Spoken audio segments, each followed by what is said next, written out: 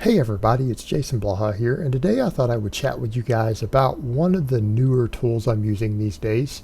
And as I've said before, I've made a number of videos, increasingly more of these over the last year or so, about a lot of the benefits of doing awkward lifts. And I'm not saying that every awkward lift is automatically good. And to me, awkward means we have lifts that are difficult to perform because they put us into unusual angles.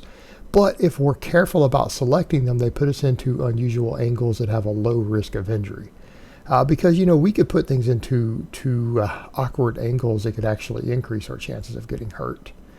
But usually, if we have things that put us into positions to where they're relatively safe in terms of injury risk, but they're more difficult, and we get strong at those, it builds a new sort of strength. And I've said this for a long time. Yeah, we should be strong at our classic lifts, absolutely. But getting strong at some of these awkward lifts can be really, really beneficial for well-rounding our strength and just making us all around strong. Now, the football bar is one of those tools for the overhead press. And there's a reason for it.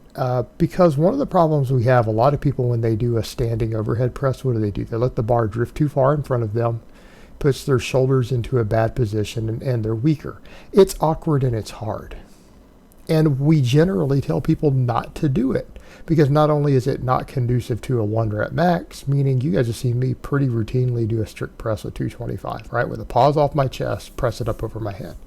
I have done it probably 15 to 20 times on camera, right? Quite a few different times on different days, day to different workouts. You guys have actually seen me do it with up to 227 and a half. That's my on-camera PR. But the thing that we tell people with it is that you have to pull that bar in tight, you have to lay back, and you have to keep the bar from drifting forward. The bar has to stay mid-foot. If you don't, you're going to lose weight off of it. Like for me, I bet you that I would never, ever have been able to hit a 225 had I ever let the bar drift forward into that awkward angle, because it's necessary to maximize a 1 rep max to keep the bar pulled back, right? It's necessary. And we do that so that we can miss the head, right? We lay back and then we press the bar up and it misses the head and chin while keeping it in a straight line, and then we drive through.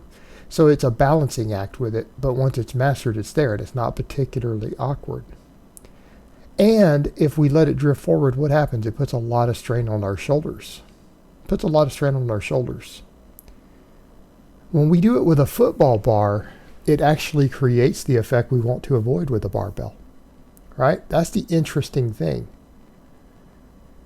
The football bar, by its very nature, drifts forward, and you can't do it any other way. Why?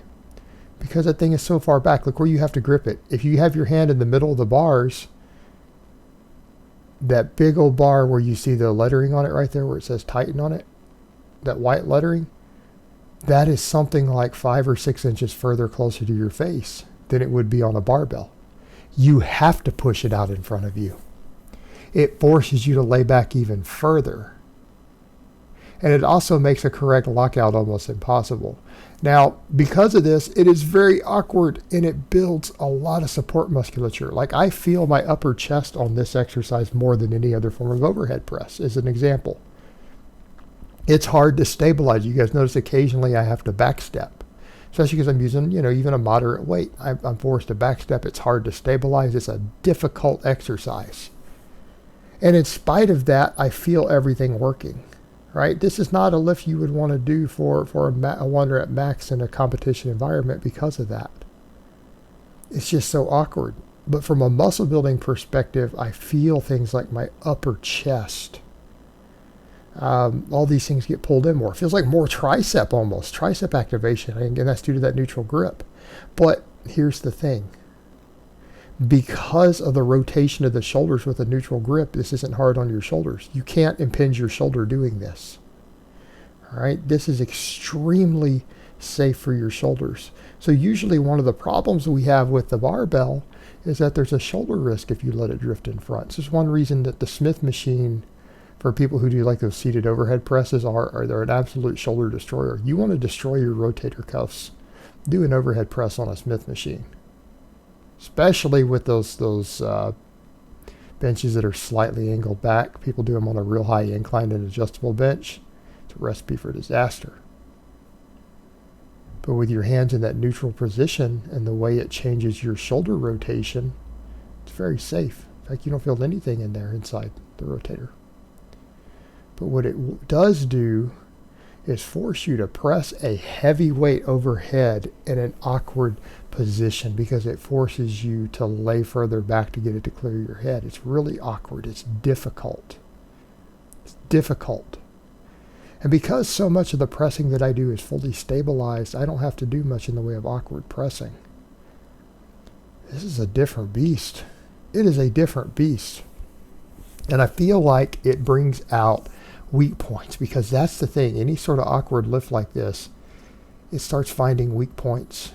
It finds weak points and brings them out. And again, I don't tell people you need to train exclusively awkward type lifts. I want to make that clear. They are useful.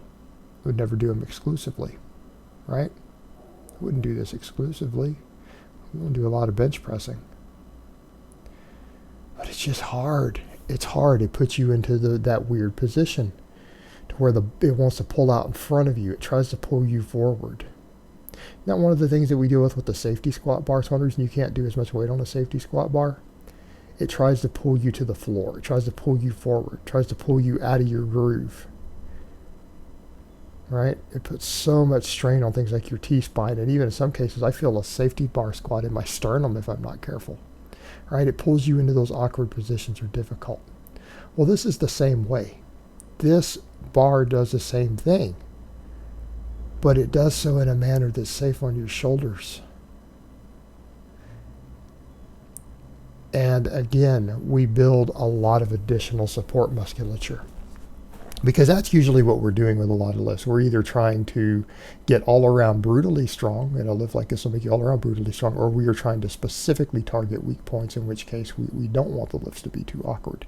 We want them to really target what we're trying to hit. Right?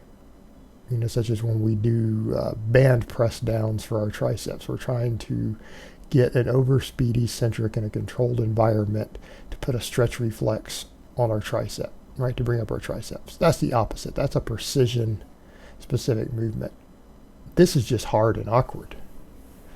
And what I suggest to people is that building a combination of both will make you all around strong.